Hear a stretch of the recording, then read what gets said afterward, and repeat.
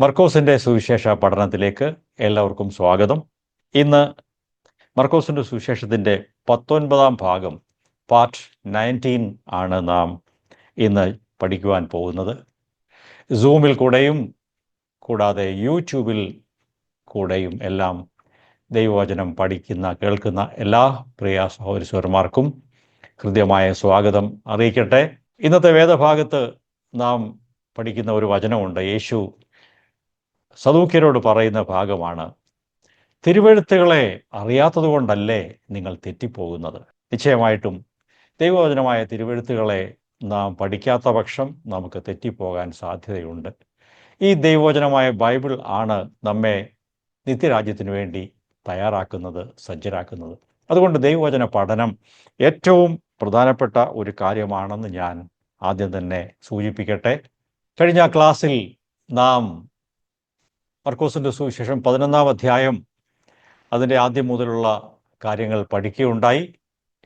യേശുവിൻ്റെ യെരൂശലേമിലേക്കുള്ള വിജയപ്രവേശനം ആണ് ആദ്യം ചിന്തിച്ചത്.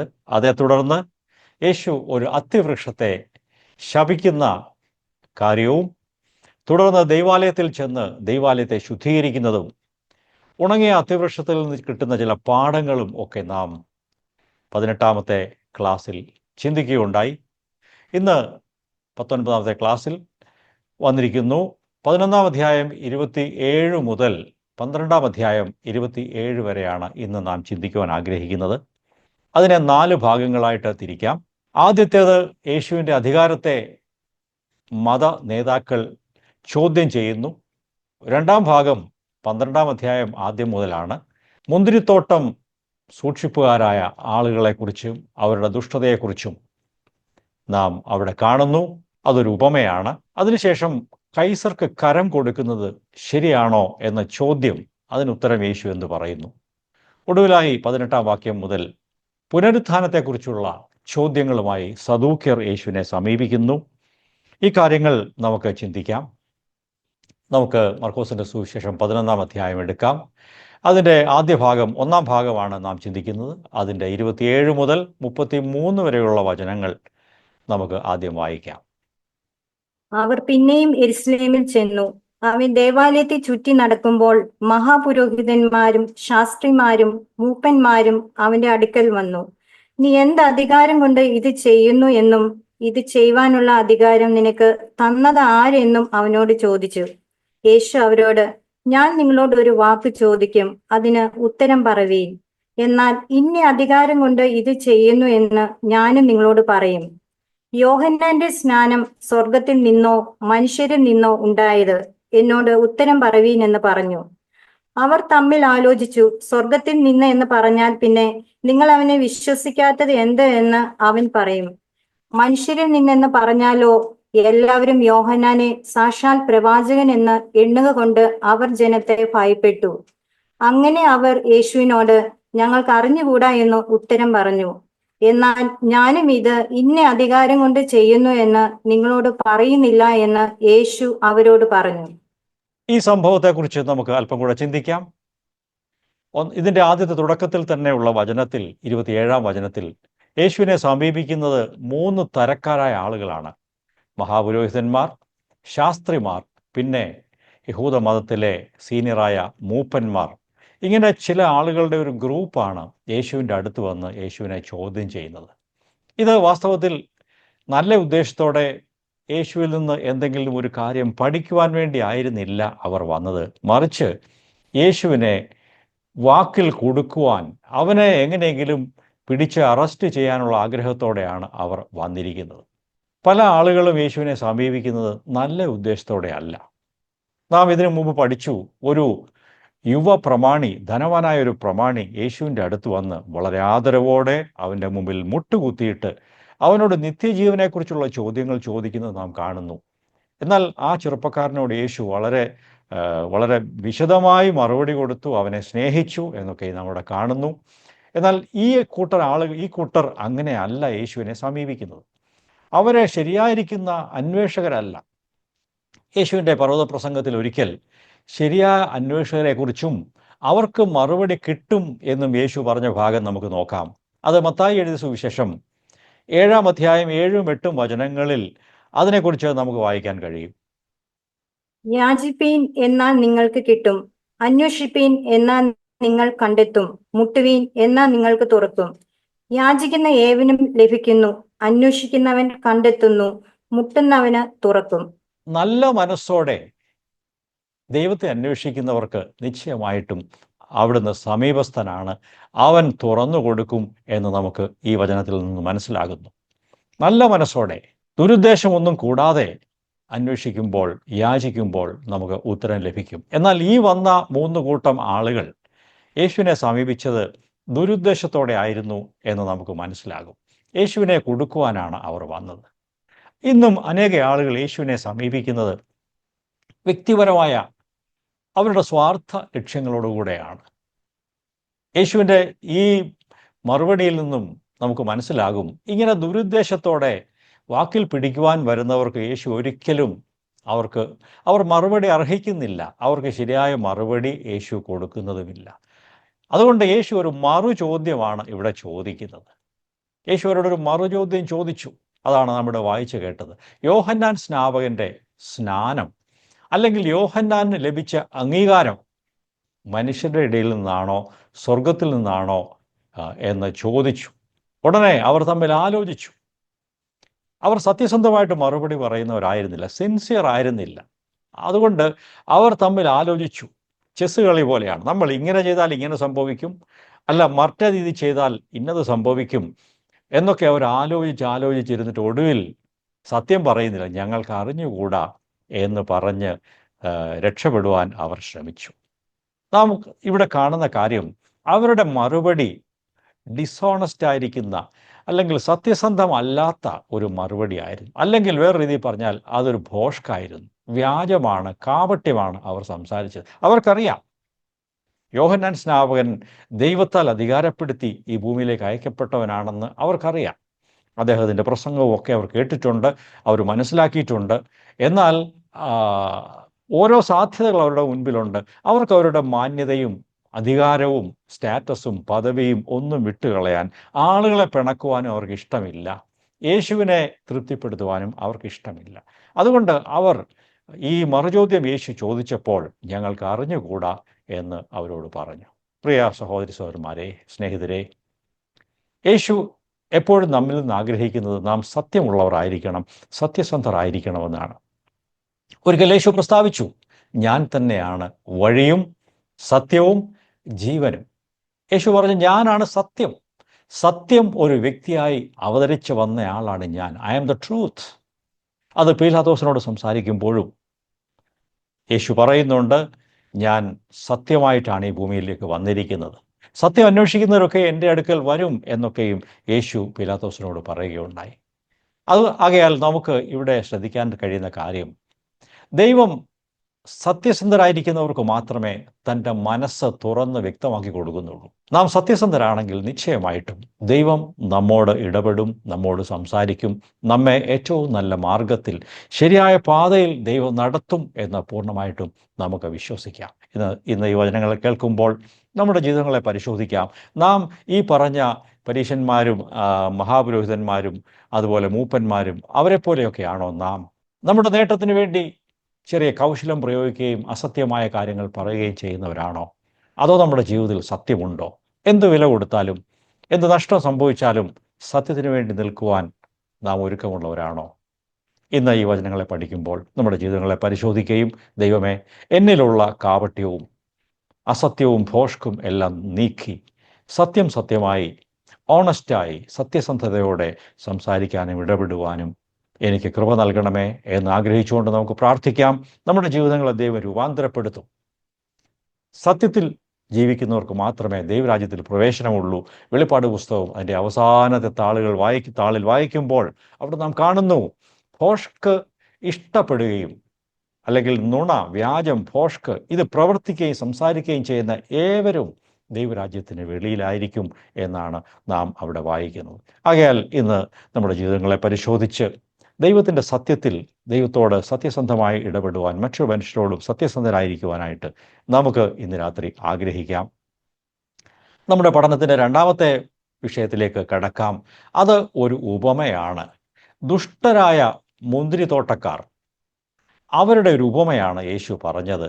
നമുക്ക് ആ ഭാഗം മർക്കോസ് 12-ാം അധ്യായം 1 മുതൽ 12 വരെയുള്ള വചനങ്ങളിൽ നമുക്ക് കാണാൻ സാധിക്കും. നമുക്ക് ആ ഭാഗം വായിച്ചു കേൾക്കാം. പിന്നെ അവൻ ഉപമകളാൽ അവരോട് പറഞ്ഞു തുടങ്ങിയത്, ഒരു മനുഷ്യൻ ഒരു മുന്തിരിത്തോട്ടം നട്ടുണ്ടാക്കി, ചുറ്റും വേലി കെട്ടി, ചപ്പും കുഴിച്ചു നാട്ടി, ഗോപുരവും പണിതു. കാലമായപ്പോൾ കുടിയന്മാരോട് തോട്ടത്തിന്റെ അനുഭവം വാങ്ങേണ്ടതിന് അവനൊരു ദാസനെ കുടിയന്മാരുടെ അടുക്കൽ പറഞ്ഞയച്ചു. അവർ അവനെ പിടിച്ച് തല്ലി വെറുതെ അയച്ചു കളഞ്ഞു. പിന്നെ മറ്റൊരു ദാസനെ അവരുടെ അടുക്കൽ പറഞ്ഞയച്ചു. അവനെ അവർ തലയിൽ മുറിവേൽപ്പിക്കുകയും അവമാനിക്കുകയും ചെയ്തു. അവൻ മറ്റൊരുവനെ പറഞ്ഞയച്ചു. അവനെ അവർ കൊന്നു. മറ്റു പലരെയും ചിലരെ അടിക്കുകയും ചിലരെ കൊല്ലുകയും ചെയ്തു. അവൻ ഇനി ഒരുത്തൻ ഒരു പ്രിയ മകൻ ഉണ്ടായിരുന്നു. എന്റെ മകനെ അവർ ശങ്കിക്കും എന്ന് പറഞ്ഞ് ഒടുക്കം അവനെ അവരുടെ അടുക്കൽ പറഞ്ഞയച്ചു. ആ കുടിയന്മാരോ, ഇവൻ അവകാശിയാകുന്നു, വരുവീൻ നാം ഇവനെ കൊല്ലുക, എന്നാൽ അവകാശം നമുക്കാകും എന്ന് തമ്മിൽ പറഞ്ഞു. അവർ അവനെ പിടിച്ച് കൊന്നു തോട്ടത്തിൽ നിന്ന് എറിഞ്ഞു കളഞ്ഞു. എന്നാൽ തോട്ടത്തിന്റെ ഉടയവൻ എന്തു ചെയ്യും? അവൻ വന്ന് ആ കുടിയാന്മാരെ നിഗ്രഹിച്ച് തോട്ടം മറ്റുള്ളവരെ ഏൽപ്പിക്കും. വീട് പണിയുന്നവർ തള്ളിക്കളഞ്ഞ കല്ല് മൂലക്കല്ലായി തീർന്നിരിക്കുന്നു. ഇത് കർത്താവിനാൽ സംഭവിച്ചു, നമ്മുടെ ദൃഷ്ടിയിൽ ആശ്ചര്യമായിരിക്കുന്നു എന്ന തിരുവെഴുത്ത് നിങ്ങൾ വായിച്ചിട്ടില്ലയോ? ഈ ഉപമ ഞങ്ങളെക്കുറിച്ച് ആകുന്നു പറഞ്ഞത് എന്ന് ഗ്രഹിച്ചിട്ട് അവർ അവനെ പിടിപ്പാൻ അന്വേഷിച്ചു. എന്നാൽ പുരുഷാരത്തെ ഭയപ്പെട്ട് അവനെ വിട്ടുപോയി. വളരെ മനോഹരമായ ഒരു ഉപമയാണ് യേശു ഇവിടെ പ്രസ്താവിച്ചത്. എന്നാൽ ഇത് കേട്ടവർക്ക് മനസ്സിലായി, ഇത് തങ്ങളെക്കുറിച്ചാണ് ഈ ഗുരു പ്രസംഗിച്ചത്, ഈ ഉപമ പറഞ്ഞത് എന്നവർക്ക് പെട്ടെന്ന് മനസ്സിലായി. വളരെ വ്യക്തമായിരുന്നു. നോക്കുക, 1-ാം വചനത്തിൽ വായിക്കുമ്പോൾ 6 കാര്യങ്ങളെക്കുറിച്ച് അവിടെ കാണാൻ സാധിക്കും. അത് വളരെ ഭംഗിയായി അവതരിപ്പിച്ച ഒരു ഉപമയാണ്. ഞാൻ ആ 6 കാര്യങ്ങളെക്കുറിച്ച് പറയാം. 1, തോട്ടത്തിൻ്റെ ഉടമസ്ഥൻ. അദ്ദേഹമാണ് ഓണർ. അദ്ദേഹമാണ് മുന്തിരിത്തോട്ടം നട്ടുണ്ടാക്കി, ചുറ്റും വേലി കെട്ടി, അതിനുള്ള ഇൻവെസ്റ്റ്മെൻ്റ് ഒക്കെ ഇട്ടു, അതിനുള്ള ഈ വീഞ്ഞാക്കുവാനുള്ള ചക്കും എല്ലാം അവിടെ തയ്യാറാക്കി. എന്നിട്ട് ആളുകളെ അത് ലീസിന് അല്ലെങ്കിൽ അത് കൃഷിക്കാരെ ഏൽപ്പിച്ചിട്ട് അദ്ദേഹം ദൂരസ്ഥലത്തേക്ക് പോയി. ഇവിടെ ഓണർ എന്ന് പറയുന്നത് ആ ഉടമസ്ഥൻ ദൈവമാണ്. ദൈവത്തെയാണ് ഉടമസ്ഥൻ സൂചിപ്പിക്കുന്നത്. രണ്ടാമത്തേത് മുന്തിരിത്തോട്ടമാണ്. ഈ പറഞ്ഞ മുന്തിരിത്തോട്ടം ഇസ്രായേൽ എന്ന് പറയുന്ന രാജ്യമാണ്. ദ നേഷൻ ഓഫ് ഇസ്രായേൽ, അവരാണ് ഈ വിനയാർഡ് എന്ന് പറയുന്നത്. മുന്തിരിത്തോട്ടം അത് ഇസ്രായേലാണ്. അതിനുശേഷം ഈ പറഞ്ഞ മുന്തിരിത്തോട്ടം കൃഷി ചെയ്യുന്ന കൃഷിക്കാരെ കുറിച്ച് പറഞ്ഞിരിക്കുന്നു. ആരാണ് ഈ കൃഷിക്കാർ? അത് അന്നത്തെ ആ കാലത്തുണ്ടായിരുന്ന മത നേതാക്കളെയാണ് സൂചിപ്പിക്കുന്നത്. മത നേതാക്കൾ, റിലീജിയസ് ലീഡേഴ്സാണ് ഈ കൃഷി ചെയ്യാനായിട്ട് ഏൽപ്പിച്ച മുന്തിരിത്തോട്ടക്കാർ എന്ന് പറയുന്നത്. അതിനുശേഷം ഈ ഉടമസ്ഥൻ അയച്ച ദാസന്മാരെ കുറിച്ച് പറയുന്നുണ്ട്. മുന്തിരിത്തോട്ടത്തിലേക്ക് ദാസന്മാരെ യജമാനൻ പറഞ്ഞയക്കുന്നു. ഈ ദാസന്മാർ എന്ന് പറയുന്നത് ദൈവം കാലാകാലങ്ങളിൽ എഴുന്നേൽപ്പിച്ചിരിക്കുന്ന പ്രവാചകന്മാരും പുരോഹിതന്മാരുമാണ്. ഇസ്രായേൽ ജനത്തോട് സംസാരിക്കുവാൻ ദൈവം അയച്ച പ്രവാചകന്മാരെയും അതുപോലെ ചില പുരോഹിതന്മാരെയും ഒക്കെയാണ് ഈ ദാസന്മാർ എന്ന് പറഞ്ഞിരിക്കുന്നത്. പിന്നെ അതേഴ്സ്, മറ്റുള്ളവർക്ക് ഈ തോട്ടം ഏൽപ്പിച്ചു കൊടുക്കുമെന്ന് 9-ാം വചനത്തിൽ പറയുന്നു. അത് വിജാതിയരെ കുറിച്ചാണ് പറയുന്നത്. യഹൂദന്മാരിൽ നിന്ന് മതിയായ ഫലം കിട്ടാതെ വന്നപ്പോൾ തോട്ടം അവരിൽ നിന്ന് പിടിച്ചു വാങ്ങി വിജാതിയരെ ഏൽപ്പിക്കും. അതാണ് മറ്റുള്ളവരെ ഏൽപ്പിക്കും എന്ന് പറയുന്നു. അതിനിടയിൽ തൻ്റെ പ്രിയപുത്രനെ ഈ യജമാനൻ അയച്ചു എന്ന് പറയുന്നു. അത് കർത്താവായ യേശു ക്രിസ്തുവിനെ കുറിച്ചാണ്. യഹൂദന്മാരുടെ അടുത്തേക്ക് അയച്ച കർത്താവായ ക്രിസ്തുവിനെ കുറിച്ചാണ് പറയുന്നത്. ഈ യേശു തന്നെയാണ് ഈ പ്രസംഗം ഇവിടെ നടത്തുന്നത്. ഇത്രയും കേട്ടപ്പോൾ ഈ ജനങ്ങൾക്ക് മനസ്സിലായി, പ്രത്യേകിച്ച് മേധാവികൾക്ക് മനസ്സിലായി, ഇത് തങ്ങളെക്കുറിച്ചാണ് പറയുന്നത്. ഞങ്ങളാണ് ഇതിനകത്തുള്ള ഈ തോട്ടക്കാർ, ഈ ദൈവത്തിന്, ഓണറിന് ഫലം കൊടുക്കാത്ത ക്രൂരന്മാരായ ആളുകൾ ഞങ്ങളാണ്, ഞങ്ങളെക്കുറിച്ചാണ് ഇയാൾ പറയുന്നത് എന്ന് അവർക്ക് മനസ്സിലായി. ഈ ഉപമയിലൂടെ യേശു അന്നത്തെ മേധാവികളുടെ തന്നെ കൊല്ലുവാനുള്ള അവരുടെ പദ്ധതിയെക്കുറിച്ചും കൂടെയാണ് ചൂണ്ടിക്കാണിച്ചത്. അത് നാം ഈ വായിക്കുന്ന ഈ ഭാഗത്തിന് ഏതാണ്ട് ഒരു 4-5 ദിവസം കഴിയുമ്പോൾ ആ കാര്യം സംഭവിക്കും. അവർ യേശുവിനെ കുരിശിൽ തറച്ച് കൊല്ലുവാനുള്ള പദ്ധതി ഇട്ടുകൊണ്ടിരിക്കുകയാണ്. വളരെ വേഗം അത് സംഭവിക്കാൻ പോവുകയാണ്. ഈ വചനങ്ങൾ വായിക്കുമ്പോൾ നമുക്ക് ചില കാര്യങ്ങൾ ശ്രദ്ധിക്കാൻ കഴിയും. 1-ാം വചനത്തിൽ നമ്മെ ഓരോരുത്തരെയും ദൈവം ചില ഉത്തരവാദിത്തങ്ങൾ ഏൽപ്പിച്ചിട്ടുണ്ട്. V R stewards. നാം ദൈവത്താൽ ഭരമേൽപ്പിക്കപ്പെട്ട ഉത്തരവാദികളാണ്. നമുക്ക് ഒരു സ്റ്റുവാർഡ്ഷിപ്പ് ഉണ്ട്, നമുക്കൊരു ഉത്തരവാദിത്വമുണ്ട്, ഒരു മിനിസ്ട്രി ഉണ്ട്, ഒരു ശുശ്രൂഷയുണ്ട്.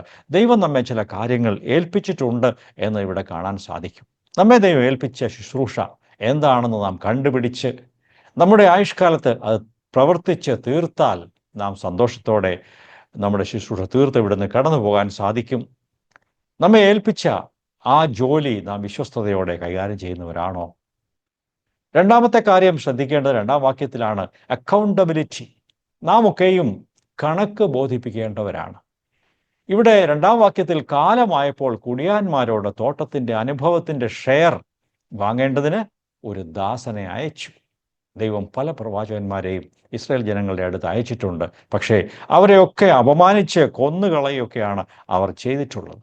ദൈവം എല്ലായ്പ്പോഴും റിസൾട്ട് ആവശ്യപ്പെടുന്നവരാണ്. നമ്മുടെ ജീവിതത്തെക്കുറിച്ചും നമ്മെ ഈ ഭൂമിയിലാക്കിയത് വെറുതെ അല്ല. ദൈവത്തിന് മനോഹരമായൊരു പദ്ധതിയുണ്ട്. നമ്മുടെ ജീവിതത്തിൽ കൂടെ നമുക്ക് ചെയ്യേണ്ട ആ പ്രവൃത്തി, ആ ജോലി നാം തികച്ച് ദൈവത്തിന് റിസൾട്ട് കൊടുക്കുന്നവരായി തീരണം. 3, 4, 5 വചനങ്ങളിൽ അനേക ദാസന്മാരെ ഒന്നിനു പുറകെ ഒന്നായി യജമാനൻ അയക്കുന്നു. അവരെയൊക്കെ ഉപദ്രവിക്കുന്നു, പരിഹസിക്കുന്നു, പുറത്താക്കുന്നു, കൊല്ലുന്നു. ഇതൊക്കെ അവർ ചെയ്യുന്നുണ്ട്. പല സമയത്തായിട്ട് ദൈവം പല പ്രവാചകന്മാരെയും ഈ ജനത്തിൻ്റെ അടുത്ത്, ഇസ്രായേൽക്കാരുടെ അടുത്ത് അയച്ചിട്ടുണ്ട്. അവരിൽ പലരെയും തല്ലുകയും കല്ലെറിഞ്ഞ് കൊല്ലുകയും അല്ലെങ്കിൽ ഒടുവിൽ അവരെ ക്രൂരമായി കൊന്നുകളയുകയും ഒക്കെ ചെയ്തിട്ടുണ്ട്. യെരമ്യാവിനെക്കുറിച്ചും സെഖര്യാവിനെക്കുറിച്ചും ഒക്കെ വായിക്കുമ്പോൾ നമുക്കത് അറിയാൻ കഴിയും. അവരോടൊക്കെ വളരെ ക്രൂരമായിട്ടാണ് ഈ ജനത ഇടപെട്ടത്. 6 മുതൽ 8 വരെയുള്ള വാക്യങ്ങളിൽ തനിക്ക് പ്രിയപ്പെട്ട ഒരു മകനുണ്ടായിരുന്നു, എൻ്റെ മകനെ അവർ പരിഗണിക്കും എന്ന് പറഞ്ഞ് ഒടുവിൽ അവനെ പറഞ്ഞയച്ചു. അത് കർത്താവായ യേശുക്രിസ്തുവിനെ കുറിച്ചാണ്. ദൈവം തൻ്റെ ഏകപുത്രനെ ഈ ജനത്തിൻ്റെ അടുത്തേക്ക് അയച്ചു. എന്നാൽ അവനെയും അവർ തള്ളിക്കളഞ്ഞു, കുരിശിൽ തറച്ച് കൊന്നു എന്ന് നമുക്കറിയാം. 9 മുതൽ 12 വരെയുള്ള വചനങ്ങളിൽ അതിൻ്റെ ഉപസംഹാരമായിട്ട് കർത്താവ് പറയുകയാണ്, തോട്ടത്തിൻ്റെ ഉടയവൻ എന്ത് ചെയ്യും? അവൻ വന്ന് ആ കുടിയാന്മാരെ കൊന്നുകളയും, തോട്ടം മറ്റുള്ളവരെ ഏൽപ്പിക്കും. പ്രിയപ്പെട്ട സഹോദരങ്ങളെ, ഞാനും നിങ്ങളുമാണ് ആ മറ്റുള്ളവർ എന്ന് പറയുന്നത്. നാം യഹൂദന്മാർ ആയിരുന്നില്ല, നാം വിജാതീയരായിരുന്നു, പുറജാതിക്കാരായിരുന്നു. ഇന്ന് ദൈവം കൃപയാൽ നമ്മെ ഈ തോട്ടത്തിൻ്റെ ജോലി ഏൽപ്പിച്ചിരിക്കുകയാണ്. നാം ഉത്തരവാദികളാണ്, സ്റ്റുവാർഡ്സ് ആണ്. നാം അത് കൃത്യമായിട്ടും ചെയ്യണം എന്ന് ദൈവം നമ്മെക്കുറിച്ച് ആഗ്രഹിക്കുന്നു. വീട് പണിയുന്നവർ തള്ളിക്കളഞ്ഞ കല്ല് മൂലക്കല്ലായി തീർന്നിരിക്കുന്നു. ഇത് കർത്താവിനാൽ സംഭവിച്ചു, നമ്മുടെ ദൃഷ്ടിയിൽ ആശ്ചര്യവുമായിരിക്കുന്നു എന്ന് നിങ്ങൾ വായിച്ചിട്ടില്ലയോ? അത് തിരുവെഴുത്തിൽ നിന്നുള്ള വചനങ്ങളാണ് അത് വായിച്ചിരിക്കുന്നത്. നമുക്ക് ആ ഭാഗം നോക്കാം. അതായത് സങ്കീർത്തനങ്ങൾ 118 22 23 വചനങ്ങളിൽ അത് രേഖപ്പെടുത്തിയിട്ടുണ്ട്. വായിക്കാം. വീട് പണിയുന്നവർ തള്ളിക്കളഞ്ഞ കല്ല് മൂലക്കല്ലായി തീർന്നിരിക്കുന്നു. ഇത് യഹോവയാൽ സംഭവിച്ചു, നമ്മുടെ ദൃഷ്ടിയിൽ ആശ്ചര്യമായിരിക്കുന്നു. ഈ സങ്കീർത്തന പുസ്തകത്തിലെ വചനങ്ങളാണ് യേശു അവിടെ ഉദ്ധരിച്ചത്. വീട് പണിയുന്നവർ തള്ളിക്കളഞ്ഞ കല്ല്, അത് ക്രിസ്തുവാണ്. ആ കല്ല് തന്നെ വീടിൻ്റെ മൂലക്കല്ലായി, കോർണർ സ്റ്റോൺ ആയി തീർന്നു. അത് സഭയുടെ പണിയെ സംബന്ധിച്ചാണ് അത് യാഥാർത്ഥ്യമാകുന്നത്. സഭയുടെ പണി തുടങ്ങിയപ്പോൾ അപ്പോസ്തലനായ പത്രോസ് പ്രസംഗിക്കുന്ന ഭാഗം അതും കൂടെ നമുക്ക് വായിക്കാം. ഇതിൻ്റെ നിവർത്തീകരണം അവിടെ സംഭവിച്ചു. ദൈവസഭയുടെ മൂലക്കല്ലായി ക്രിസ്തു തീർന്നു. അത് അപ്പോസ്തല പ്രവൃത്തികൾ 4-ാം അധ്യായം 11-12 വചനങ്ങൾ വായിക്കാമോ? വീട് പണിയുന്നവരായ നിങ്ങൾ തള്ളിക്കളഞ്ഞിട്ട് കോണിന്റെ മൂലക്കല്ലായി തീർന്ന കല്ല് ഇവൻ തന്നെ. മറ്റൊരുത്തനിലും രക്ഷയില്ല. നാം രക്ഷിക്കപ്പെടുവാൻ ആകാശത്തിൻ കീഴിൽ മനുഷ്യരുടെ ഇടയിൽ നൽകപ്പെട്ട വേറൊരു നാമവും ഇല്ല. സഭയാകുന്ന ഈ ആലയത്തിൻ്റെ മൂലക്കല്ല് ഇന്ന് കർത്താവായ യേശു ക്രിസ്തുവാണ്. ആ മൂലക്കല്ലിന്മേൽ നിന്നാണ് മറ്റ് കല്ലുകൾ കെട്ടി പണിത് ഈ ആലയം പൂർണ്ണമാക്കുന്നത്. ആ മൂലക്കല്ലിൻ്റെ ഉദ്ദേശം മറ്റെല്ലാ കല്ലുകളും, ഓരോ കല്ലുകളും ഈ മൂലക്കല്ലുമായിട്ട് നല്ല ആംഗിളിൽ, നേരെ വെർട്ടിക്കലായി, നേരെ ലംബമായിട്ട് പണിയണം. എങ്കിൽ മാത്രമേ ആലയം നന്നായി വരികയുള്ളൂ. എന്നെയും നിങ്ങളെയും പ്രിയപ്പെട്ടവരെ, നമ്മെ ഓരോരുത്തരെയും ഇന്ന് ദൈവം ക്രിസ്തുവാകുന്ന ഈ മൂലക്കല്ലിന്മേൽ ഇന്ന് നമ്മെ പണിതുകൊണ്ടിരിക്കുകയാണ്. ആകയാൽ നമ്മുടെ ജീവിതങ്ങളെ കർത്താവായ യേശു ക്രിസ്തുവിൻ്റെ ജീവിതത്തോടും വചനത്തോടും ചേർത്ത് നാം പണിയണം. നമ്മുടെ ജീവിതങ്ങൾ ക്രിസ്തുവിൻ്റെ വചനവും അവൻ്റെ ജീവിതവുമായിട്ട് ചേർന്ന് പോകാനാണ് ദൈവം ആഗ്രഹിക്കുന്നത്. ഇതിൻ്റെ അവസാന വാക്യത്തിൽ നാം വായിച്ചല്ലോ, നമ്മുടെ ദൃഷ്ടിയിൽ ഇത് ആശ്ചര്യമായിരിക്കുന്നു. ഇത് കർത്താവിൻ്റെ ഒരു പണിയാണ്. സഭയുടെ പണി ദൈവമാണ് ചെയ്തുകൊണ്ടിരിക്കുന്നത്. ഇത് നമ്മുടെ ദൃഷ്ടിയിൽ ആശ്ചര്യമാണ്. യേശുവിനെ ഈ ജനം ദ്വേഷിച്ചു, അവനെ നിന്ദിച്ചു, ഉപദ്രവിച്ചു, വളരെ ക്രൂരമായി അവനെ ഉപദ്രവിച്ചു. എന്നിട്ട് അവനെ കുരിശിൽ തറച്ച് കൊല്ലുകയും ചെയ്തു. ആ കാര്യമാണ് ഈ ഉപമയിലൂടെ യേശു അവരോട് പറഞ്ഞത്. നമുക്ക് അടുത്ത ഭാഗത്തേക്ക് കടന്നു പോകാം. മൂന്നാമത്തെ ഭാഗം, കൈസർക്ക് കരം കൊടുക്കുന്നത് വിഹിതമോ എന്നുള്ള രീതിയിൽ യേശുവിനെ പരീക്ഷിച്ചുകൊണ്ട് ആളുകൾ, പ്രത്യേകിച്ചും പരീശന്മാരും ഹെരോദ്യരും വന്ന് യേശുവിൻ്റെ അടുത്ത് വന്ന് ചോദിക്കുന്ന ഭാഗമാണ് മൂന്നാമത്തെ ഭാഗം. നമുക്ക് ആ ഭാഗം മർക്കോസ് 12:13 മുതൽ 17 വരെയുള്ള വചനങ്ങൾ വായിക്കാം. അനന്തരം അവനെ വാക്കിൽ കുടുക്കുവാൻ വേണ്ടി അവർ പരീശന്മാരിലും ഹെരോദ്യരിലും ചിലരെ അവന്റെ അടുക്കൽ അയച്ചു.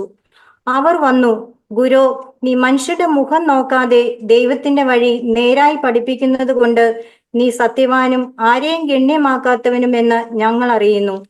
കൈസർക്ക് കരം കൊടുക്കുന്നത് വിഹിതമോ അല്ലയോ? ഞങ്ങൾ കൊടുക്കുകയോ കൊടുക്കാതിരിക്കുകയോ വേണ്ടത് എന്ന് അവനോട് ചോദിച്ചു. അവൻ അവരുടെ കപടം അറിഞ്ഞു. നിങ്ങൾ എന്നെ പരീക്ഷിക്കുന്നത് എന്ത്? ഒരു വെള്ളിക്കാശ് കൊണ്ടുവരുവീൻ, ഞാൻ കാണട്ടെ എന്ന് പറഞ്ഞു. അവർ കൊണ്ടുവന്നു. ഈ സ്വരൂപവും മേലെഴുത്തും ആരുടേതെന്ന് അവരോട് ചോദിച്ചതിന് കൈസരുടേതെന്ന് അവർ പറഞ്ഞു. യേശു അവരോട്, കൈസർക്കുള്ളത് കൈസർക്കും ദൈവത്തിനുള്ളത് ദൈവത്തിനും കൊടുപ്പീൻ എന്ന് പറഞ്ഞു. അവർ അവങ്കിൽ വളരെ ആശ്ചര്യപ്പെട്ടു. വളരെ രസകരമായ ഒരു സംഭവമാണ്. യേശുവിനെ വാക്കിൽ കൊടുക്കുവാനായിട്ട് എങ്ങനെയെങ്കിലും യേശുവിനെ പിടിച്ച് അറസ്റ്റ് ചെയ്ത് കൊണ്ടുപോകണം. അതിനുള്ള ഒരു കാരണം കണ്ടെത്തുവാൻ വേണ്ടി പരീശന്മാരും ഹെരോദ്യരും അവൻ്റെ അടുക്കൽ ആളുകളെ അയച്ചു. ആരാണ് പരീശന്മാർ, ആരാണ് ഹെരോദ്യർ എന്ന് നമുക്ക് ഒരല്പം അറിവുണ്ടായിരിക്കണം. ഈ 13-ാം വാക്യത്തിൽ പറയുന്ന ഈ പരീശന്മാർ എന്ന് പറയുന്നത് ഇസ്രായേൽ ദേശത്ത് മോശയുടെ നിയമത്തിൻ്റെ വളരെ കൃത്യമായി അത് അനുഷ്ഠിക്കണം എന്ന് പറഞ്ഞ് അത് പ്രസംഗിക്കുകയൊക്കെ ചെയ്യുന്ന ഒരു സെക്റ്റ്, ഒരു ഗ്രൂപ്പാണ് ഈ പരീശന്മാരുടെ ഗ്രൂപ്പ്. നമുക്കറിയാം, അപ്പോസ്തലനായ പൗലോസൊക്കെ ഈ ഗണത്തിൽപ്പെട്ടവനായിരുന്നു. അദ്ദേഹം ഒരു പരീശൻ്റെ മകനായിരുന്നു, പരീശൻ്റെ പുത്രനായിരുന്നു എന്ന് കാണാൻ സാധിക്കും. എന്നാൽ ഹെരോദ്യർ എന്ന് വെച്ചാൽ അവർ യഹൂദ മതത്തിൽപ്പെട്ട ഒരു രാഷ്ട്രീയ വിഭാഗമാണ്. അവർ അന്നത്തെ രാജാവായിരുന്ന ഹെരോദാവിൻ്റെയും റോമൻ സർക്കാരിൻ്റെയും പക്ഷം പിടിക്കുന്നവരാണ്. അവരോട് അനുകൂലമാണ് ഇവർക്ക്. ഇവർ ആത്മീയന്മാരൊന്നുമല്ല. ഇവർ ഒരു രാഷ്ട്രീയമായ ഒരു രീതിയിൽ പോകുന്ന ആളുകളാണ്. രാഷ്ട്രീയ പാർട്ടി എന്ന് പറയുന്ന പോലെ ഒരു പൊളിറ്റിക്കൽ ഗ്രൂപ്പാണ് ഹെരോദ്യർ. എന്നാൽ വാസ്തവത്തിൽ ഈ രണ്ടു കൂട്ടർക്കും യേശു അദ്ദേഹത്തിൻ്റെ പ്രസംഗവും എപ്പോഴും ഒരു ഭീഷണിയായിരുന്നു. തങ്ങളുടെ അധികാരവും മാന്യതയും പ്രശംസയും സമൂഹത്തിലെ പേരും നിലനിൽപ്പും ഒക്കെയും അതിൻ്റെ കടയ്ക്കൽ കത്തിവെക്കുന്ന പ്രസംഗമായിരുന്നു യേശു ചെയ്തത്. അതുകൊണ്ട് ഈ രണ്ടു കൂട്ടർക്കും യേശുവിനെ ഒഴിവാക്കണം എന്ന് ആഗ്രഹമുണ്ടായിരുന്നു. അതുകൊണ്ടാണ് അവർ യേശുവിൻ്റെ അടുക്ക് വന്ന് ഈ കാര്യങ്ങൾ സംസാരിക്കുന്നത്. 14ഉം 15ഉം വാക്യങ്ങൾ നോക്കുക. അവർ വന്ന് യേശുവിനെ നല്ലതായിട്ട് ഒന്ന് മുഖസ്തുതി പറഞ്ഞ് ഫ്ലാറ്റർ ചെയ്ത് യേശുവിനെ നല്ല കാര്യങ്ങളൊക്കെ പറഞ്ഞൊന്ന് സന്തോഷിപ്പിച്ചിട്ടാണ് പറഞ്ഞു തുടങ്ങുന്നത്. ഗുരു, നീ മനുഷ്യരുടെ മുഖം നോക്കാത്തവനാണ്, നീ ഇംപാർഷ്യലാണ്, പക്ഷപാതമൊന്നുമില്ല, നീ നേരെ വാ, നേരെ പോ, നീ സത്യമായിട്ട് ദൈവത്തിൻ്റെ വഴി നേരായി പഠിപ്പിക്കുന്നവനാണ്, നീ സത്യവാനാണ്, ആരെയും ഗണ്യമാക്കാത്തവനാണ് എന്നൊക്കെ യേശുവിൻ്റെ അടുത്ത് പറഞ്ഞു. ഇവരിത് വാസ്തവത്തിൽ വിശ്വസിക്കുന്നൊന്നുമില്ല. എങ്കിലും ഇന്ന് പല ആളുകളും ഉണ്ടല്ലോ, നമ്മിൽ ചിലരൊക്കെ ഒരു പക്ഷേ അങ്ങനെ ആയിരിക്കാം. കാര്യസാധ്യത്തിന് വേണ്ടി മറ്റുള്ളവരോട് മുഖസ്തുതി പറഞ്ഞ് കാര്യം നേടിയെടുക്കുക, അത് ദൈവം ആഗ്രഹിക്കുന്ന ഒരു കാര്യമല്ല. കാര്യം സാധിച്ചാലും ഇല്ലെങ്കിലും നാം പറയുന്ന കാര്യങ്ങൾ ഹൃദയത്തിൽ നിന്നായിരിക്കണം, അത് നാം വിശ്വസിക്കുന്നതായിരിക്കണം, അത് യഥാർത്ഥമായിട്ടും നാം പറയുന്നതായിരിക്കണം. എല്ലാത്തരം കപടമായ വാക്കുകളും അത് ദൈവമക്കൾക്ക് ചേർന്നതല്ല എന്ന് ഇതിൻ്റെ അടിസ്ഥാനത്തിൽ നാം മനസ്സിലാക്കേണ്ടത് ആവശ്യമാണ്. യഹൂദന്മാരെ സംബന്ധിച്ച് അവർ കൈസർക്ക്, റോമൻ സർക്കാരിന് കരം കൊടുക്കുന്നതിനെ വളരെയധികം അവർ മനസ്സിൽ വെറുത്തിരുന്നു. അതിന് പല കാരണങ്ങളും യഹൂദന്മാർക്കുണ്ട്. എന്തുകൊണ്ട് കൈസർക്ക് കരം കൊടുക്കുന്നതിനെ അവർ മനസ്സിൽ വെറുക്കുന്നു, ഇഷ്ടമില്ല എന്നുള്ളതിന് പല കാരണങ്ങളും പറയാൻ സാധിക്കും. കാരണം ആ കാലത്ത് യഹൂദദേശം, യഹൂദന്മാരായ ആ യഹൂദ ജനതയെ ഭരിക്കുന്നത് റോമൻ സർക്കാരാണ്. അവർ റോമൻ ആധിപത്യത്തിൻ്റെ കീഴിൽ ഒരുതരം പീഡനം അനുഭവിച്ച് അടിമത്വം അനുഭവിക്കുന്ന ഒരു ജനതയാണ്. എന്നാൽ അവരുടെ മനസ്സിൽ ഒരിക്കലും അവർ അതിനെ ആഗ്രഹിക്കുന്നില്ല, അവരതിനെ ഇഷ്ടപ്പെടുന്നില്ല. ഇങ്ങനെയുള്ള അടിച്ചമർത്തലുകൾ അവർക്ക് ഒട്ടും ഇഷ്ടമുള്ള കാര്യമല്ല. അതുകൊണ്ട് എപ്പോഴും മനസ്സിൽ എതിർത്തുകൊണ്ട്, റെസിസ്റ്റ് ചെയ്തുകൊണ്ടാണ് അവർ നിൽക്കുന്നത്. അതുകൊണ്ട് തന്നെ ഈ റോമൻ സർക്കാരിന് കരം കൊടുക്കുന്നത് അവർക്ക് മനസ്സിലൊട്ടും ഇഷ്ടമുള്ള കാര്യമല്ല. എങ്കിലും അവർ കൊടുക്കുന്നുണ്ട്, നിയമം അങ്ങനെ ആയതുകൊണ്ട്. രണ്ടാമത്, ഈ റോമൻ സർക്കാർ അനേക ഇടങ്ങളിലും ഇവരുടെ മതപരമായ അമ്പലങ്ങളും എല്ലാം പണിയുകയും വിഗ്രഹങ്ങളെ ഉണ്ടാക്കുകയും കൈസറുടെ വിഗ്രഹം ഉണ്ടാക്കുകയോ അതുപോലെ പല കാര്യങ്ങളും ചെയ്ത് ഒരുതരം പേഗൻ വർഷിപ്പിന് വേണ്ടി നേതൃത്വം കൊടുക്കുന്ന സർക്കാരാണ് ഈ റോമൻ സർക്കാർ. അത് ഏകദൈവ വിശ്വാസികളായ യഹൂദന്മാർക്ക് ഒരിക്കലും ഇഷ്ടമല്ല. ഇങ്ങനെയുള്ള ഈ റോമാക്കാരുടെ അമ്പലത്തിനും അവരുടെ കോവിലുകൾക്കും അത് പണിയാനും ഒന്നും തങ്ങളുടെ കരം കൊടുക്കുന്നത്, ടാക്സ് കൊടുക്കുന്ന യഹൂദന്മാർക്ക് ഇഷ്ടമില്ല. മൂന്നാമത് പറഞ്ഞാൽ, ഈ റോമൻ സർക്കാരിലുള്ള എല്ലാ ഉയർന്ന ഉദ്യോഗസ്ഥന്മാരും മേലേത്തട്ടിലുള്ള ആളുകളൊക്കെയും ഈ കരം ഉപയോഗിച്ച് ഈ ടാക്സ് ഇവരിൽ നിന്ന് പിടിച്ചു വാങ്ങിച്ചിട്ട് അവർ വളരെ ആഡംബരമായിട്ട്, ലക്ഷറിയസ് ആയിട്ട് ജീവിക്കുന്ന ഒരവസ്ഥയും ഉണ്ടായിരുന്നു. ഇങ്ങനെ പല കാരണങ്ങളാൽ ഈ കൈസർക്ക് കരം കൊടുക്കുന്ന യഹൂദന്മാർക്ക് ഇഷ്ടമില്ല. എങ്കിലും അവർ കൊടുത്തു വന്നു, കൊടുക്കേണ്ടതായിരുന്നു, നിയമപ്രകാരം കൊടുക്കേണ്ടിയിരുന്നു. അതുകൊണ്ടാണ് യേശുവിനെ കൊടുക്കുവാൻ ഈ ചോദ്യം ചോദിക്കുന്നത്. കൈസർക്ക് കരം കൊടുക്കുന്നത്, ടാക്സ് കൊടുക്കുന്നത് ശരിയാണോ തെറ്റാണോ? ഞങ്ങൾ കൊടുക്കണമോ കൊടുക്കാതെ ഇരിക്കണമോ? 15-ാം വാക്യം നോക്കുക. അവൻ അവരുടെ കപടം അറിഞ്ഞു, അവരുടെ കാപട്യം. ഇത് വിവരം അറിയാൻ വേണ്ടിയുള്ള സത്യസന്ധമായ ചോദ്യമല്ല, ഇതിൻ്റെ പുറകിൽ കാപട്യമുണ്ട് എന്ന് യേശുവിന് മനസ്സിലായി. പ്രിയപ്പെട്ടവരെ, നമ്മുടെ മനസ്സിലെ ചിന്തകളൊക്കെ ദൈവം വായിക്കുന്നു. നാം സംസാരിക്കുന്ന വാക്കുകളും നമ്മുടെ ഭാവവും ആറ്റിറ്റ്യൂഡും ഒക്കെ സത്യസന്ധമാണോ കാപട്യമുള്ളതാണോ എന്ന് ദൈവത്തിനറിയാം. യേശു അവരുടെ ചിന്തകളെ അറിഞ്ഞു. അത് യേശുവിൻ്റെ ദൈവത്വം എന്നുള്ള ഒരു കാര്യം കൂടെ അതിലുള്ളത് കൊണ്ടാണ് യേശു അവരുടെ ചിന്തകളെ അറിഞ്ഞത്. അവരുടെ കാപട്യം അറിഞ്ഞു. നിങ്ങൾ എന്നെ പരീക്ഷിക്കുന്നത് എന്ത്? യേശു വളരെ ഭംഗിയായിരിക്കുന്ന ഒരു മറുപടി അവർക്ക് കൊടുത്തു. യേശു ജ്ഞാനത്തോടെയാണ് അവിടെ സംസാരിക്കുന്നത്. ഇവിടെ നാം നോക്കിയാൽ എന്താണ് ആ ട്രാപ്പ്, ആ കുടുക്ക് എന്താണ്? കൈസർക്ക് കരം കൊടുക്കുന്നത് വിഹിതമാണ് എന്ന് പറഞ്ഞാൽ കേൾവിക്കാരായ യഹൂദന്മാരൊക്കെയും യേശുവിനെതിരായിട്ട് തിരിയും. ഇനി കൈസർക്ക് കരം കൊടുക്കുന്ന വിഹിതമല്ല എന്ന് യേശു പ്രസ്താവിച്ചാൽ അത് റോമൻ സർക്കാർ യേശുവിനെതിരായിട്ട് തിരിയും, യേശുവിനെ അറസ്റ്റ് ചെയ്യും. അത് ട്രീസനാണ്, രാജ്യദ്രോഹ കുറ്റമാണ്, അത് വല്ലാത്ത ഒരു മറുതലിപ്പാണ്, മത്സരമാണ് എന്നുള്ള കേസ് ചുമത്തി യേശുവിനെ അറസ്റ്റ് ചെയ്യാൻ മതിയായ കാരണമാണ്. അതുകൊണ്ട് ഇത് രണ്ട് സൈഡിൽ നിന്നും കൊടുക്കാണ്. യേശു എന്താണ് അതിന് മറുപടി കൊടുത്തത്? യേശുവിന് ദൈവം കൊടുത്ത ജ്ഞാനം വെച്ച് യേശു പെട്ടെന്ന് പറഞ്ഞു, ഒരു നാണയം കൊണ്ടുവാ. നിങ്ങൾ കരം കൊടുക്കാൻ ഉപയോഗിക്കുന്ന ഒരു ടാക്സ് കൊടുക്കുന്ന അതിനുപയോഗിക്കുന്ന ഒരു നാണയം കൊണ്ടുവാ, ഞാൻ കാണട്ടെ എന്ന് പറഞ്ഞു. അവർ കൊണ്ടുവന്നു. ഒരു ദേവദാസൻ പറയുകയുണ്ടായി, യേശുവിൻ്റെ കയ്യിൽ ഒരു നാണയം പോലും ഇല്ലായിരുന്നു. അതെല്ലാം യൂദാസ് ഇസ്കരിയോത്താൻ്റെ കയ്യിൽ കൊടുത്തിരിക്കുകയായിരുന്നു. യേശു അങ്ങനെ പണമൊന്നും ഇല്ലാത്തവനായിട്ട് സഞ്ചരിച്ചു, ഒരു പാവപ്പെട്ടവനായിരുന്നു. ഈ പണത്തിലൊന്നും യേശുവിന് താല്പര്യവും ഇല്ലായിരുന്നു എന്ന് ഒരു ദേവദാസൻ ഒരിക്കൽ പറഞ്ഞ് ഞാൻ കേട്ടു. അതുള്ളതാണോ എന്ന് എനിക്ക് അറിഞ്ഞുകൂടാ. എങ്കിലും യേശുവിൻ്റെ കയ്യിൽ അന്നേരം കോയിൻ ഉണ്ടായിരുന്നില്ല. അവരുടെ കയ്യിൽ നിന്നൊരു കോയിൻ, ഒരു നാണയം വാങ്ങിച്ചു. എന്നിട്ട് യേശു പറഞ്ഞു, ഇതാ ഇതിലുള്ള ഈ സ്വരൂപവും മേലെഴുത്തും ആരുടേതാണ്? അപ്പോൾ അവർ പറഞ്ഞു, അത് കൈസരുടെ ചിത്രമാണ് അതിൽ പതിച്ചിരിക്കുന്നത്.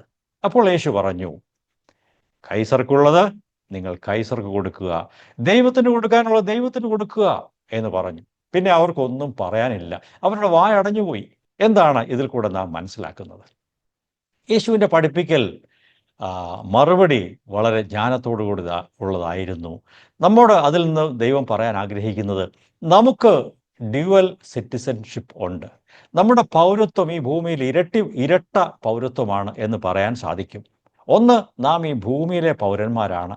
ഇവിടെ ആയിരിക്കുമ്പോൾ, നാം ഇന്ത്യ രാജ്യത്തായിരിക്കുമ്പോൾ ഇന്ത്യൻ ഗവൺമെൻറ്റിൻ്റെ കീഴിലാണ്, ആ ഭരണത്തിന് കീഴിലാണ്. അവർക്ക് ടാക്സ് കൊടുക്കണം, അവർക്ക് ബഹുമാനം കൊടുക്കണം. സർക്കാർ ഉദ്യോഗസ്ഥന്മാരെയും മന്ത്രിമാരെയും ഒക്കെ നാം അവരെ ബഹുമാനിക്കണം. അവർക്കായി പ്രാർത്ഥിക്കണം എന്നൊക്കെ ദൈവവചനം പറയുന്നത് അതുകൊണ്ടാണ്. നാം ഇവിടുത്തെ പൗരന്മാരാണ്. എന്നാൽ അതിനേക്കാൾ ഉയർന്ന ഒരു പൗരത്വം വിശ്വാസികൾക്കുണ്ട്, ദൈവമക്കൾക്കുണ്ട്. അത് ദൈവരാജ്യത്തിലെ നിത്യതയിലെ പൗരത്വമാണ്. അതും നമുക്കുണ്ട്. നമുക്ക് ഒരു വചനം അത് സംബന്ധിച്ച് വായിക്കാം. 1 പത്രോസ് 2-ാം അധ്യായം 17-ാം വാക്യത്തിൽ നമുക്ക് കാണാൻ സാധിക്കും. എല്ലാവരെയും ബഹുമാനിപ്പീൻ, സഹോദരവർഗത്തെ സ്നേഹിപ്പീൻ, ദൈവത്തെ ഭയപ്പെടുവീൻ, രാജാവിനെ ബഹുമാനിപ്പീൻ. നോക്കുക, ഇവിടെ രണ്ടു കൂട്ടരെ കുറിച്ചും പറയുന്നുണ്ട്. അപ്പോസ്തലനായ പത്രോസ് പറയുമ്പോൾ എല്ലാവർക്കും ആദരവ് കൊടുക്കണം, രാജാവിന് ബഹുമാനം കൊടുക്കണം, ടാക്സ് ചോദിച്ചാൽ ടാക്സ് കൊടുക്കണം, ബഹുമാനവും ആദരവും കൊടുക്കണം, സഹോദരവർഗത്തെ സ്നേഹിക്കുവിൻ, ദൈവത്തെ ഭയപ്പെടുവിൻ. ദൈവമക്കളായ നമ്മെ സംബന്ധിച്ച് നമ്മുടെ ഉയർന്ന സമർപ്പണവും കമ്മിറ്റ്മെൻറ്റും അത് ദൈവത്തിനായിരിക്കണം. എന്നാൽ രാജാവിനെ ബഹുമാനിക്കുവാനും രാജാക്കന്മാർക്ക് വേണ്ടി പ്രാർത്ഥിക്കുവാനും ഒക്കെ ദൈവവചനം നമ്മോട് ആവശ്യപ്പെടുന്നുമുണ്ട്.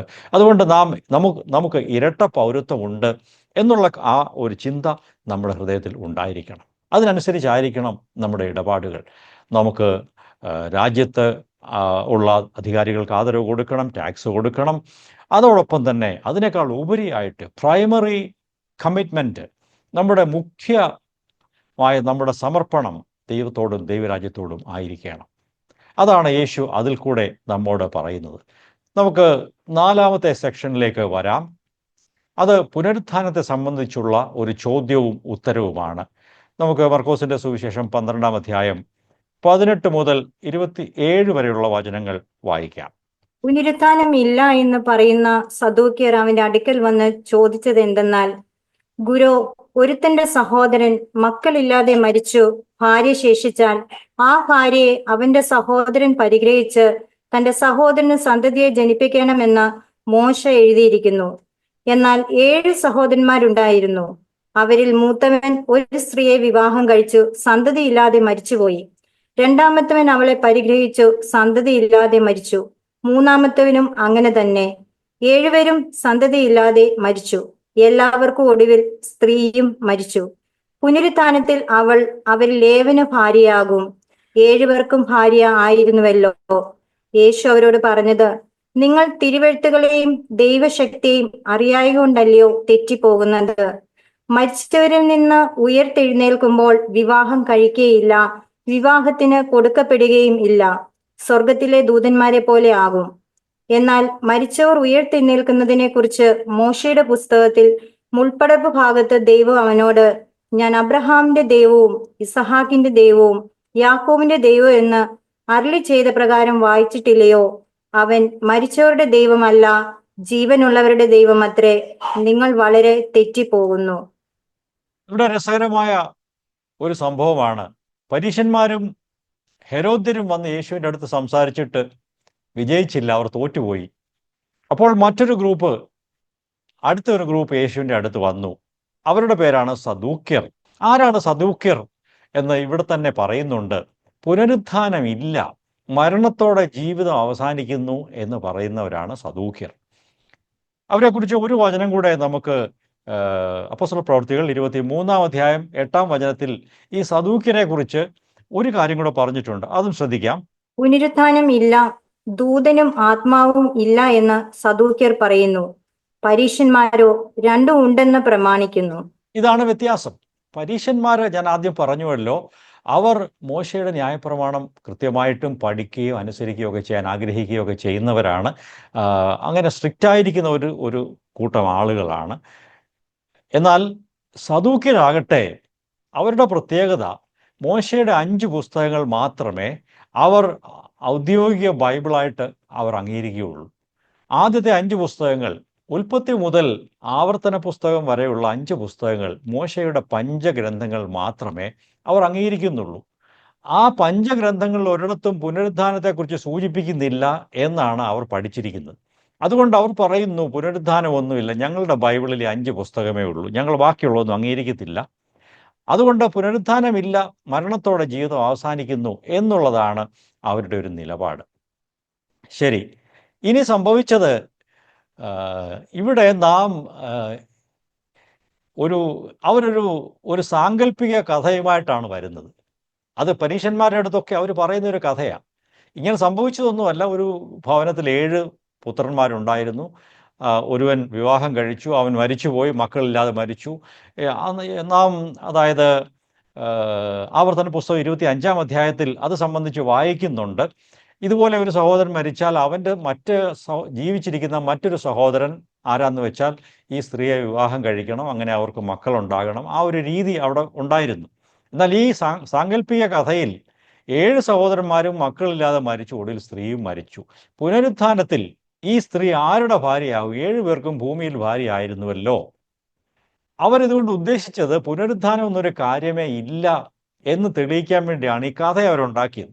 പരീശന്മാരുടെ അടുത്ത് അവർ ഈ കഥ പറയുമ്പോൾ പരീശന്മാർക്കൊന്നും പറയാനില്ല. അതുകൊണ്ട് അവരും തോറ്റിരിക്കുന്ന ഒരു കാര്യമാണ്. ഈ കഥയുമായിട്ടാണ് അവർ യേശുവിൻ്റെ അടുത്ത് വരുന്നത്. കഥയുടെ ചുരുക്കം പുനരുത്ഥാനം ഇല്ല. അത് നിങ്ങൾ വെറുതെ ചിന്തിക്കുന്ന കാര്യമാണ്. പുനരുത്ഥാനം ഉണ്ടെങ്കിൽ ഈ 7 പേർക്കും ഇവൾ ഭാര്യയായിരിക്കാൻ പറ്റുമോ സ്വർഗത്തിൽ? ഇതാണ് അവരുടെ ചോദ്യം. എന്നാൽ യേശുവിൻ്റെ അടുത്ത് വന്ന് ചോദിച്ചപ്പോൾ യേശു അതിന് വളരെ ഭംഗിയായിട്ട് മറുപടി കൊടുത്തു. നോക്കുക, ആദ്യം തന്നെ യേശു അവരോട് പറയുന്നത്, നിങ്ങൾക്ക് തിരുവെഴുത്തുകളെ ശരിയായിട്ട് അറിഞ്ഞുകൂടാ, അതുകൊണ്ടല്ല നിങ്ങൾ തെറ്റിപ്പോകുന്നത്. തിരുവെഴുത്തുകളെയും ദൈവശക്തിയെയും നിങ്ങൾക്ക് അറിഞ്ഞുകൂടാ. പ്രിയ സഹോദരി സഹോദരന്മാരെ, നാം ഈ വചനം ഇങ്ങനെ പഠിക്കുന്നത്, ദൈവവചനം പഠിക്കുന്നത് തിരുവെഴുത്തുകളെ അറിയാൻ വേണ്ടിയാണ്. നാം തിരുവെഴുത്തുകളെ ശരിയായി അതിൻ്റെ അന്തരാത്മാവിൽ മനസ്സിലാക്കാതെ ഇരുന്നാൽ നാം തെറ്റിപ്പോകും. ഇല്ലാത്ത കാര്യങ്ങളുണ്ടെന്നും ഉള്ളതില്ലെന്നും ഒക്കെ നാം വിശ്വസിച്ചു പോകും. അതുകൊണ്ട് തിരുവചനത്തെ നാം പഠിക്കേണ്ടത്, മനസ്സിലാക്കേണ്ടത് ആവശ്യമാണ്. അതിനെ അപ്ലൈ ചെയ്യുകയും ജീവിതത്തിൽ ഏറ്റെടുക്കുകയും ചെയ്യേണ്ടത് ആവശ്യമാണ്. ഇവിടെ യേശു ഈ 7 പ്രാവശ്യം വിവാഹം കഴിച്ച സ്ത്രീയുടെ കഥയൊക്കെ അങ്ങ് മാറ്റി വെച്ചിട്ട് അവരോട് പുനരുത്ഥാനത്തിൻ്റെ യാഥാർത്ഥ്യത്തെക്കുറിച്ച് സംസാരിക്കാൻ തുടങ്ങി. യേശു പറഞ്ഞു, എന്താ പുനരുത്ഥാനം? പുനരുത്ഥാനത്തിൽ നാം ഒക്കെ ദൂതന്മാരെ പോലെ ആയിരിക്കും. സ്വർഗത്തിൽ ചെല്ലുമ്പോൾ അവിടെ കുടുംബവും കുടുംബ ബന്ധവും ഒന്നുമില്ല എന്ന് യേശു അവർക്ക് പറഞ്ഞ് മനസ്സിലാക്കി കൊടുത്തു. എന്നാൽ സ്വർഗത്തിൽ ചെല്ലുമ്പോൾ ജീവിത പങ്കാളിയെയോ മക്കളെയോ ഒക്കെ നമുക്ക് തിരിച്ചറിയാൻ സാധിക്കില്ല എന്ന് പറയാൻ സാധ്യമല്ല. നാം അവരെയൊക്കെ തിരിച്ചറിയും എന്ന് തന്നെ കരുതാം. കാരണം ദൈവത്തിൻ്റെ ദൂതന്മാർക്കും അങ്ങോട്ടും ഇങ്ങോട്ടും തിരിച്ചറിയാം. ഗബ്രിയേലിന് മീഖായേലിനെ അറിയാം, മീഖായേലിന് ഗബ്രിയേലിനെ അറിയാം. അതുപോലെ അവിടെ ചെല്ലുമ്പോൾ ഈ പേരൊന്നും മാറുന്നില്ല. ദൈവം പറയുകയാണ്, അബ്രഹാമും ഇസാക്കും യാക്കോബും അവരൊക്കെ ഇന്നും ജീവിച്ചിരിക്കുന്നുവെന്ന് ആ ദൈവം സൂചിപ്പിച്ച് സംസാരിച്ചത്. അതുകൊണ്ട് സ്വർഗത്തിൽ ചെല്ലുമ്പോഴും അവർക്ക് ഈ പേരുകളൊക്കെ ഉണ്ട്. അതുകൊണ്ട് അവർക്ക് അന്യോന്യം മനസ്സിലാക്കാൻ സാധിക്കും എന്നാണ് നമുക്ക് ചിന്തിക്കാൻ കഴിയുന്നത്. 2 കാര്യങ്ങൾ യേശു ഇവിടെ ചെയ്തു ഇവർക്ക് മറുപടി കൊടുക്കുമ്പോൾ. ഒന്നാമത്തേത്, സ്വർഗത്തിൽ ചെല്ലുമ്പോൾ അവിടെ കുടുംബ ബന്ധങ്ങളും വൈകാരികമായ കാര്യങ്ങളും അങ്ങനെയൊന്നുമില്ല. നാം ഒക്കെയും ദൈവദൂതന്മാരെ പോലെ ആയിരിക്കും. അവിടെ വിവാഹത്തിന് കൊടുക്കുകയും വിവാഹം കഴിക്കലും ഒന്നുമില്ല.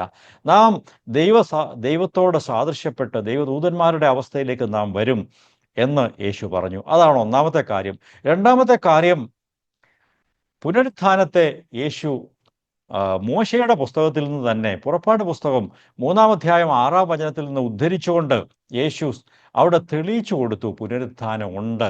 നിങ്ങൾ പറയുന്നത് പോലെ അല്ല. മോശയുടെ പഞ്ചഗ്രന്ഥങ്ങളിൽ നിന്ന് നിങ്ങൾക്ക് ഇതുവരെയും പുനരുത്ഥാനത്തെക്കുറിച്ച് കാണാൻ കഴിഞ്ഞിട്ടില്ല. എന്നാൽ യേശു അത് കണ്ടുപിടിച്ച് അവരോട് പറഞ്ഞു കൊടുക്കുകയാണ്. നമുക്ക് ആ ഭാഗം കൂടെ വായിക്കാം. പുറപ്പാട് പുസ്തകം 3-ാം അധ്യായം 6-ാം വാക്യം. ഞാൻ അബ്രഹാമിന്റെ ദൈവവും ഇസഹാക്കിന്റെ ദൈവവും യാക്കോബിന്റെ ദൈവവുമായി നിന്റെ പിതാവിന്റെ ദൈവമാകുന്നു എന്നും അവൻ അരുളി ചെയ്തു.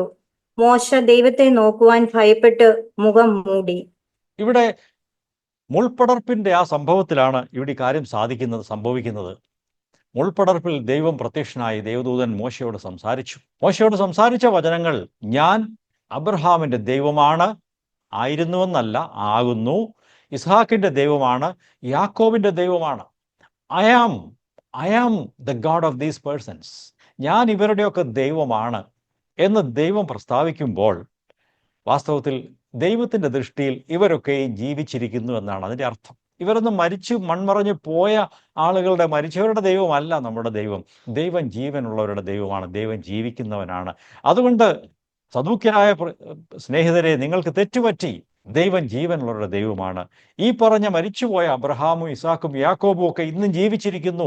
അവർ പുനരുത്ഥാനം പ്രാപിച്ചിരിക്കുന്നു. ദൈവത്തിന് അവർ ജീവനോടിരിക്കുന്നവരെ പോലെ ആകുന്നു എന്നാണ് യേശു അവരോട് പറഞ്ഞ് മനസ്സിലാക്കിയത്. ദൈവത്തിൻ്റെ വചനത്തിലെ സത്യങ്ങളെയൊക്കെ യേശു ആ രീതിയിൽ വായിച്ച് മനസ്സിലാക്കി അത് പഠിപ്പിക്കുവാൻ യേശുവിന് സാധിച്ചു. ഈ ഗോത്രപിതാക്കന്മാരൊക്കെയും ദൈവത്തിൻ്റെ നോട്ടത്തിൽ അവർ ജീവിച്ചിരിക്കുന്നവരാണ്. എന്നിട്ട് യേശു പറഞ്ഞു, നിങ്ങളുടെ തിയോളജി, നിങ്ങളുടെ ദൈവശാസ്ത്രം അമ്പേ തെറ്റിപ്പോയി, നിങ്ങൾ തെറ്റിപ്പോയി എന്ന് അവരോട് പറഞ്ഞു. നിങ്ങൾ വളരെ തെറ്റിപ്പോകുന്നു. നിങ്ങൾ ദൈവവചനത്തെ, മോശയുടെ പുസ്തകത്തെ ശരിയായിട്ട് വായിച്ചു പഠിക്കണം. പുനരുദ്ധാനം ഇല്ല എന്ന് നിങ്ങൾ വാദിക്കുന്നത് തികച്ചും തെറ്റാണ് എന്ന് യേശു അവരെ പഠിപ്പിച്ചു. ഞാൻ എൻ്റെ വാക്കുകളെ ഇവിടെ അവസാനിപ്പിക്കുകയാണ്. ചില സത്യങ്ങൾ ഈ ഈ ഈ ദൃഷ്ടാന്തത്തിൽ നിന്ന് നമുക്ക് കാണാൻ സാധിക്കും. ഒന്നാമത്, നമ്മുടെ ജീവിതം മരണത്തോടെ അവസാനിക്കുന്നില്ല, അത് തുടരുന്നു. നമ്മുടെ ജീവിതം തുടരുന്നതാണ്. അതിന് പുനരുത്ഥാനമുണ്ട്. നാം വീണ്ടും ഉയർത്തെഴുന്നേറ്റ് വരും. ഒരു പുനരുത്ഥാനം അഥവാ ഉയർത്തെഴുന്നേൽപ്പ് ഒരു യഥാർത്ഥമായ കാര്യമാണ്. നാം ദൈവരാജ്യത്തിൽ എന്നുമെന്നും വസിക്കേണ്ടവരാണ്. നമുക്ക് ഇമ്മോർട്ടാലിറ്റി, നമുക്ക് അദ്രവത്വം ഉണ്ട്. നാം ദ്രവിച്ച് പോയതിന് ശേഷം അങ്ങ് ഒന്നുമില്ലാതെ പോകുന്നില്ല. നമുക്കൊരു നിത്യജീവനുണ്ട്. നാം ദൈവരാജ്യത്തിൽ എന്നും ദൈവത്തിൻ്റെ മുമ്പിലായിരിക്കും. ഈ കാര്യങ്ങളെ പ്രിയരെ നാം ഗ്രഹിച്ചിരിക്കേണ്ടത് ആവശ്യമാണ്. യേശു വളരെ പ്രധാനപ്പെട്ട ഈ ആത്മീയ സത്യങ്ങളൊക്കെയാണ് ഈ ഭാഗത്ത് ഈ മനുഷ്യരോട് പറഞ്ഞത്. അവരിൽ എത്ര പേരത് നല്ല മനസ്സോടെ ഉൾക്കൊണ്ടു എന്ന് നമുക്ക് അറിഞ്ഞുകൂടാ. എന്നാൽ നമ്മെ സംബന്ധിച്ച് നാം നല്ല മനസ്സോടെ പഠിക്കുവാനും ഗ്രഹിക്കുവാനും ഏറ്റെടുക്കുവാനുള്ള മനസ്സോടെ ഈ വചനങ്ങളെ കൈക്കൊള്ളാം. ദൈവം നമ്മെ ഈ വചനങ്ങളാൽ അനുഗ്രഹിക്കട്ടെ എന്ന് ഞാൻ പ്രാർത്ഥിക്കുന്നു.